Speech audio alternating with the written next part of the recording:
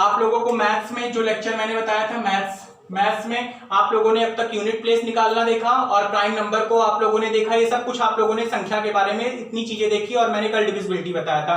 आज हम आप लोगों को सम निकालना बताते हैं। सम जैसे n प्राकृतिक संख्याओं का योगफल, मान लीजिए n प्राकृतिक संख्याओं का योगफल मतलब 1 2 3 डॉट डॉट डॉट कितना n तक, तो इसका योगफल, इसका फार्मूला क्या होता है n इंटू एन प्लस 1/2। मान लीजिए क्वेश्चन आएगा, लेकिन n प्राकृतिक संख्या मतलब 1 से लेकर के इनफाइनाइट तक कितनी भी प्राकृतिक संख्या, अगर 1 से 50 तक पूछे तो 50 गुणे 51/2, 25 गुणे 51, जो आएगा वो आंसर हो जाएगा। n प्राकृतिक संख्याओं का योगफल का formula n into n plus 1/2।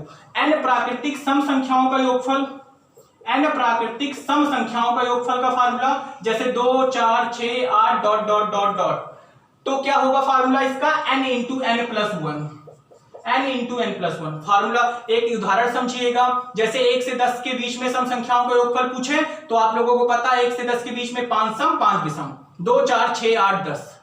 अगर 1 से 10 तक, देखो अब दो बात आप लोगों को समझना, 1 से 10 तक की और 1 से 10 के बीच दोनों में डिफरेंस। 1 से 10 तक की का मतलब 1 भी लेना है और 10 भी लेना है। 1 से 10 के बीच में मतलब 1 को छोड़ना है, 10 को छोड़ना है, ये दो संख्या छोड़ना है। तो 1 से 10 तक की सम संख्याओं का योगफल कितना होगा, तो आप लोग फार्मूला लगाइए 5 इंटू 6, 5 छक 30। अगर हम क्वेश्चन कहें 1 से 10 के बीच सम संख्याओं का योगफल, तो आप लोगों को पता है 1 से 10 के बीच मतलब 10 को छोड़ देना है, तो बची कितनी 2 4 6 8, 4 बची, बीच पूछ रहा है 10 को नहीं लेना है, तो 4 गुणे 5, 4 पंचे 20। दोनों का आंसर देखिए डिफरेंस है 1 से 10 तक की और 1 से 10 के बीच। अगला कंसेप्ट आप लोग देखिएगा, ये पहला कंसेप्ट था।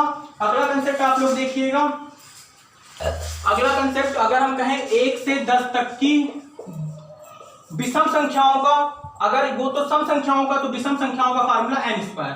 हम कहें अब यहां पे भी दो क्वेश्चन हम आप लोगों को सॉल्व करा रहे हैं। 1 से 10 तक की विषम संख्याओं का योगफल तो पता है 5, 5 का स्क्वायर 25।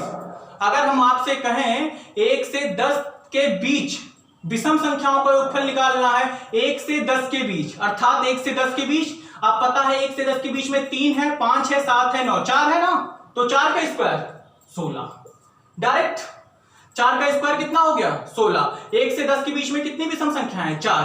अब हम लोग क्या करते हैं, अगर 1 से 10 के बीच में आप लोगों को पता है कितनी विषम संख्याएं हैं, 1 से 10 के बीच में कितनी विषम संख्याएं हैं, 3 हो गया, 5 हो गया, 7 हो गया, 9 हो गया, 1 2 3 4, तो 4 का स्क्वायर कितना होता है 16। होता है कि नहीं होता है, तो आप लोगों को ध्यान रखना है, जोड़ लीजिए 5 3 8, 8 7 15, 15 9 24, 24 हो रहा है ना।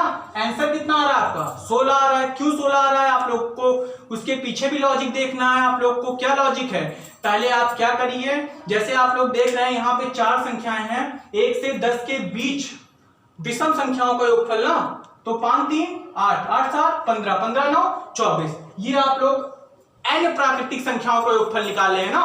ये लेकिन कहां 1 से तो शुरू नहीं है, हम 1 से 10 के बीच, तो पहले हम क्या निकाल लें, 1 से 10 के बीच में कुल कितनी विषम संख्याएं हैं 5, 5 का स्क्वायर 25, एक फालतू आ गया है तो उस फालतू को हम क्या कर दें माइनस कर दें, 25 में से 1 गया 24। ये कंसेप्ट हो गया। अब ये आप लोगों को अब वर्गों का योगफल देख लीजिए, n प्राकृतिक संख्याओं के वर्गों का योगफल, n प्राकृतिक संख्याओं के वर्गों का योगफल formula n into n plus 1 2n plus 1 बटा 6 अपॉन 6। कोई भी संख्या है, मान लीजिए आप लोगों को एग्जांपल देते हैं 10 का स्क्वायर प्लस 20 का स्क्वायर प्लस 30 का स्क्वायर, ये तो मान लीजिए n का मतलब 1 से स्टार्ट होनी चाहिए, n प्राकृतिक संख्याओं, 30 का स्क्वायर प्लस 100 का स्क्वायर। तो मैंने यहाँ पे क्वेश्चन दिया 10 से शुरू है, हमको क्या करना है, हमें यहाँ पे 10 से शुरू है, तो अब देखिए 10 20 30 मतलब 10 10 के गैप पे चल रहा है ना, तो हम क्या करें 10 का स्क्वायर 20 का स्क्वायर, तो हम 10 के स्क्वायर को क्या कर लेते हैं कॉमन कर लेते हैं, तो बचता कितना है 1 का स्क्वायर, 20 का मतलब 2 का स्क्वायर, 3 का स्क्वायर, 4 का square plus dot dot dot plus 10 का स्क्वायर। अब फार्मूला लगा दीजिए, 10 का स्क्वायर मतलब n, 10 गुणे 11 गुणे 10 दूना 20 और 21 बटा 6। सॉल्व कर लीजिए, आंसर आ गया। अगर आपसे कहे 50 का स्क्वायर प्लस 51 का स्क्वायर प्लस 52 का स्क्वायर डॉट डॉट 100 का स्क्वायर, का योगफल पूछे तो पहले आप क्या करेंगे, 1 से लेकर के 100 तक निकालेंगे, 1 से 100 तक निकालें, फिर 1 से 100 तक में जैसे क्वेश्चन आप लोगों को हम लेते हैं, ये समझ में आ गया ना।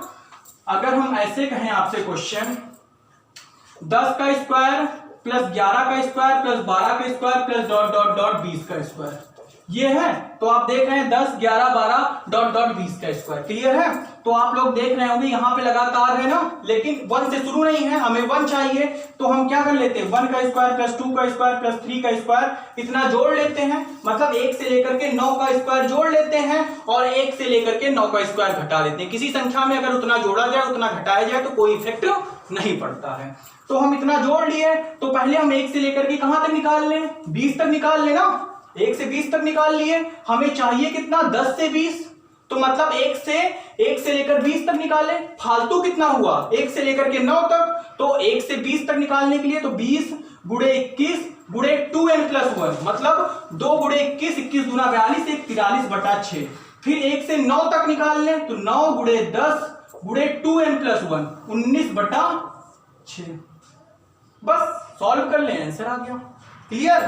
अगली बात आती है आप लोगों को क्यूब, 1 से लेकर के मान लीजिए क्यूब का योगफल, तो क्या करते हैं हम लोग n इंटू n+1/2 का होल स्क्वायर, अगर उसका क्यूब निकालना है तो मान लीजिए 1 से लेकर के 10 तक, तो 10 गुणे 11 गुणे 2 बटा होल स्क्वायर, 2 पंचे 10, 55 का स्क्वायर कितना होता है 30 25 आंसर। अगर पूछे 10 से लेकर के 30 तक की संख्याओं का योगफल, तो पहले 1 से लेकर के 30 तक का ये फार्मूला लगाएंगे, उसके बाद क्या करेंगे 1 से लेकर के 9 तक क्या कर देंगे, माइनस कर देंगे, ये आंसर हो जाएगा। बस इतना बताना था आप लोगों को, आगे कल कंटिन्यू करेंगे, ठीक है।